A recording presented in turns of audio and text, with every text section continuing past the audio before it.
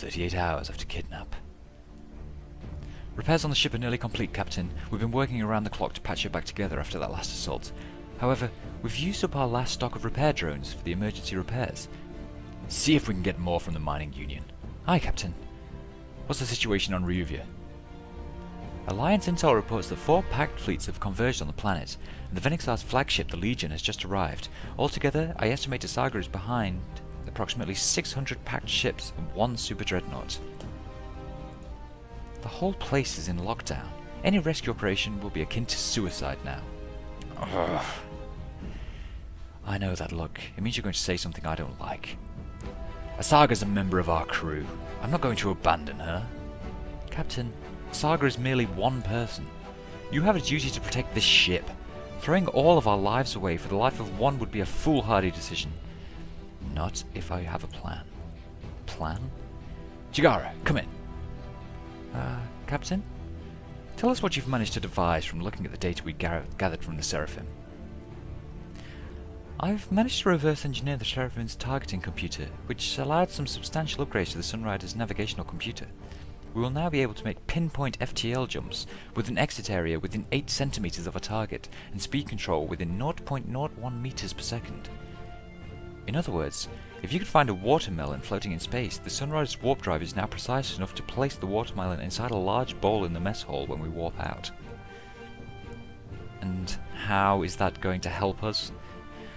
According to Alliance intel, the marriage will take place in a low orbit around Ryuvia in the Star Palace. We'll make a pinpoint jump right next to the wedding hall, pick a Saga up, and then hightail it out of Ryuvia before the packed fleet can respond. Captain, you do realize that once you warp the Sunrider into low orbit, you won't be able to warp out until you've cleared the planet's gravity well? One thing at a time, Ava. We'll have the element of surprise. Nobody will expect the Sunrider to warp past the entire packed fleet and come out on top of the Star Palace. You're as reckless as ever. I'm going to protect everyone on the ship, Ava. Nobody gets left behind, not while I'm the captain. Understood, Captain. I'll be in my quarters, readying the battle plans. Everyone's dismissed. Right then. What we got here? Oh, Captain, can't you me some ice cream? Alright, I have time to chat. A chocolate or vanilla? Or would you like to eat out of my bowl? No thanks. So do you float with every single space captain you happen to meet, Claude? Only the cute ones. Oh, alright. Sorry I asked. What's the matter, Captain? You don't think Claude's cute? Sure, but Ava will be after me with chains if she saw me with you. Just what's your relationship with your first officer anyways? Ex-wife? Hell no. I think we have regulations against that. We went to high school together, that's all. We used to be pretty close back in the days, but it's not like we were dating or anything. I guess she's always been more like an older sister. Aha, and now she's your first officer? That's awkward. You wouldn't know the half of it. So, what are you going to be doing now?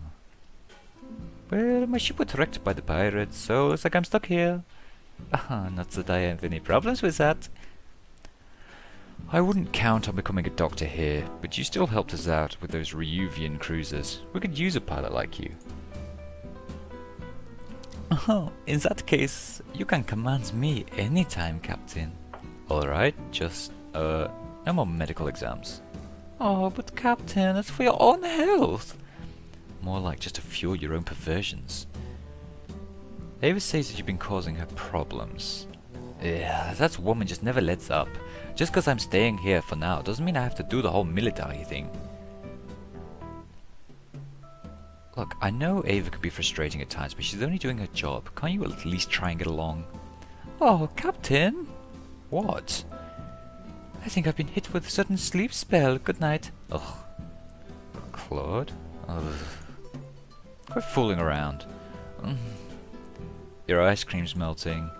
Oh, nom. You're kidding me. I'm going to go back to work now. Enjoy your ice cream. Bye-bye, Captain. Feel free to join me again. Okay, that was bizarre. Oh, you must be confused. This is dark. I cannot tell if I have truly awakened, or if I still sleep on board the Sharlak, and this is merely a strange dream. Trust me, you're among the living again. You wish something of me? What do you plan on doing now? Oh, I do not know. The world I know is no more. The war against the fallen is long concluded, and history no longer even remembers who the victors were. All which I swore to protect are now long dead or destroyed. I now live a hollow existence. I wish to close my eyes once more and disappear into nothingness, as it was meant to be.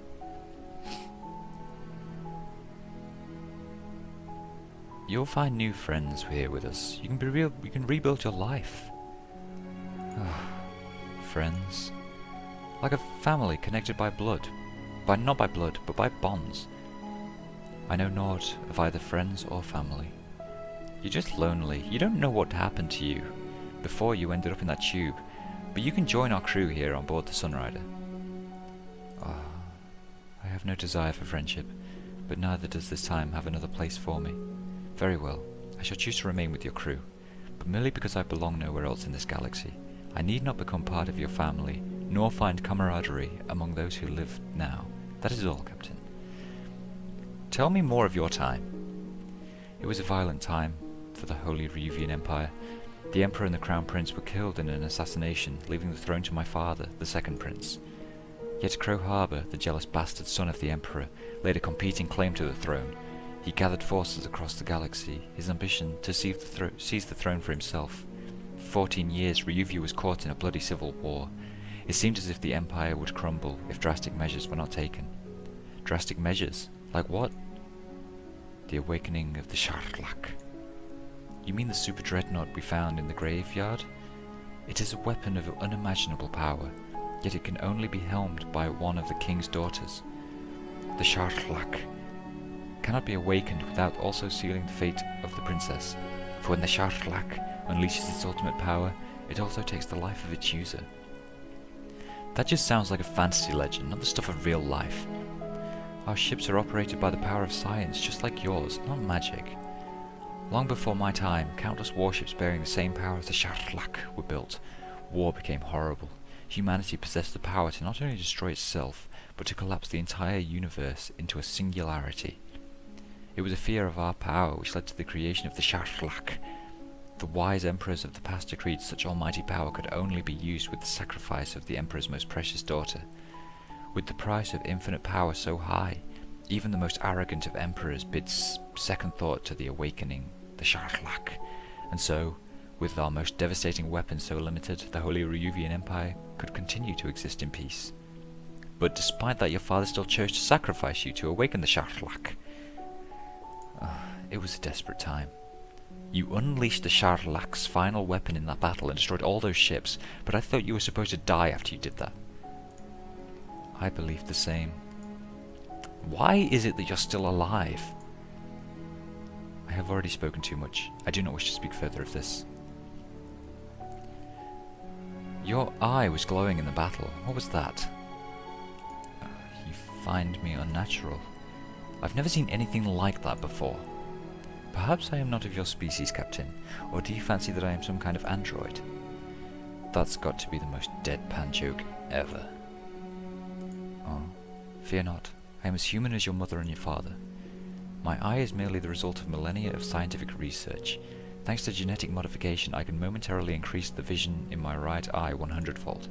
The effect is not only limited to my eye, but also provides a brief but tremendous boost to both my muscle control and brain function. I assume that's supposed to be boost. Perhaps such technology appears radical to you, but it was a trite affair during my time. So everyone during your time possessed superhuman abilities? No, the Holy Ryuvian Emperors feared the power the masses would yield if they had access to such technology. Thus, the law across the galaxy was that only royalty could augment their own DNA. That makes sense. The Ryuvian rulers would want to use such power to make themselves more powerful. We need help. The technology of your time far surpasses our own. Help us rescue our friend. The current princess, Ryuvia, needs your help. This timeline is not my own. Your fights are not mine. Yet, even if I so wished, I would be of no use in improving your technology. Such matters are beyond my skill. I am merely a marksman, nothing more. I am no technologist. Okay. But still, help us rescue a saga. We could really use your skills out there. Very well. I'm still sworn to protect Ryuvia, even millennia in the future. I will defend Ryuvia with my life. I have already cast down my body for Ryuvia once, so I do not flinch at the thought of doing so again. We'll give Pact hell until our dying breath. Now, farewell, Captain. Leave me to my peace.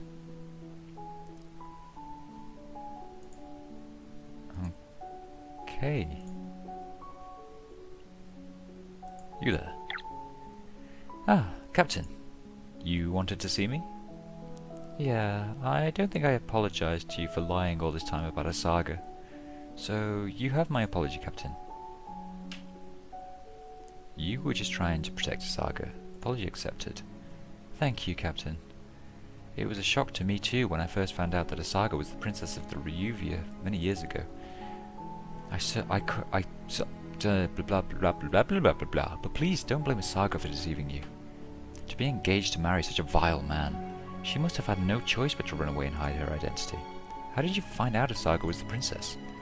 It was a long time ago, when I first met Asaga, years before any of us knew the name Arcadius. It was the time when I arrived on Ryuvia as a refugee from Diode. I was lost on my way to work and panicked when some gentleman came by to help give directions. Then all of a sudden Asaga burst onto the scene and started shouting at the men. They didn't take kindly to what Asaga was saying and things started to get dangerous. Luckily, I had my handy hair ribbon on, so I used it to temporarily stun the men and ran away with Asaga. The story was really different when I heard it from Asaga. Asaga does tend to exaggerate her stories so much. Shortly after I ran away with Asaga, I found out her true identity. I was really shocked to meet the Princess of Ryuvia, but Asaga made it seem like it wasn't anything special. To her, being the princess didn't define who she was. She was going to leave Ryuvia one day and find adventure among the stars. She was never meant to be in politics. But then the war approached Ryuvia. Asaga's mother passed away and her father fell ill. The royal court was darkened by talk of succession and fear of Pact's power. I still remember Asaga bursting into my apartment after finding out what her father had done. Then we decided to run away together. It was the only thing I could do to protect Asaga. And that's how we became freelancers and met you, Captain. Pact is nothing more than a tyrannical regime led by a madman. Venixar Arcadius will never honor a political alliance with Ryuvia. I don't understand much of politics, but I know what the Venixar is evil. He merely wants Asaga. He does not care about anything. He does not care about anything about alliances or Ryuvia. That made no sense, never mind. To a man like him, she is merely a prize to be won. The Venixar will not stop until the entire galaxy and everyone in it is under his power, and he will use any means to accomplish that. To think the king sold Asaga to such a person. Don't worry, Chigara. We'll go in there and rescue Asaga before the Venixar can even lay a finger on her. This is going to be our hardest mission yet. Prepare yourself. Yes, Captain. I'll do everything in my power to save Asaga from the Venixar. Good. We'll be counting on your expertise to pull this off. One more thing, Captain. Asaga gave me this. A holo recording. She told me to give it to you if anything like this ever happened. With everything that's been going on, I couldn't give it to you until now. She made me promise not to look at it, so it's meant only for you. Thanks. I'll take a look at it in my office. Thank you, Captain. I was worried before, but now I feel better. We'll rescue Asaga and end this. Yeah, we sure will. Welcome to Research and Development. Right, let's... We'll get started right away. Right then. I don't really know what I'm supposed to be doing now. Let's talk to you, I guess. Kato. Let's play this recording and find out what Asaga has to say. Is this thing on? Hello? Hello? Can you hear me? You know, you could have edited this part off, Asaga. Captain, I sure hope you're the one hearing this. If you're replaying this message, then that means I've left the Sunrider and probably en route to Ryuvia. First, let me say that I'm really sorry for fooling you. I did not mean to have been lying to you all this time. I thought it could really work out, that we could just travel the stars forever and be packed in the ass for good measure. But I guess you gotta wake up from your dreams eventually. When the time comes and I go back to Ryuvia, please don't come after me. Even though I don't agree with it, my father is still doing the right thing. Without the royal marriage, what happened at Zera will happen again at Ryuvia. Millions of people will be killed. Worse, what little remains of our way of life will be destroyed. Ryuvia has already suffered too much in the past 100 years. If we take one more hit, it'll be the end of our entire way of life. It just takes the sacrifice of one life to save the lives of millions and the preservation of society which spans longer than the length of the known galaxy. If that's the case, then I will gladly become the Phoenix's bride. There's a legend in Ryuvia. Whenever the kingdom is in danger, the sacrifice of the king's only daughter is necessary to save the kingdom. Things like this have occurred throughout our history. I am ready to play my role, even though it is not the role that I wanted. Because that's what it takes to be a true hero, Captain. And that's the only thing I ever wanted to become. No, Asaga. We are coming for you. You know the Venusaur is fooling the king. Pact will never honor alliance with Ryuvia. Right, good. Good.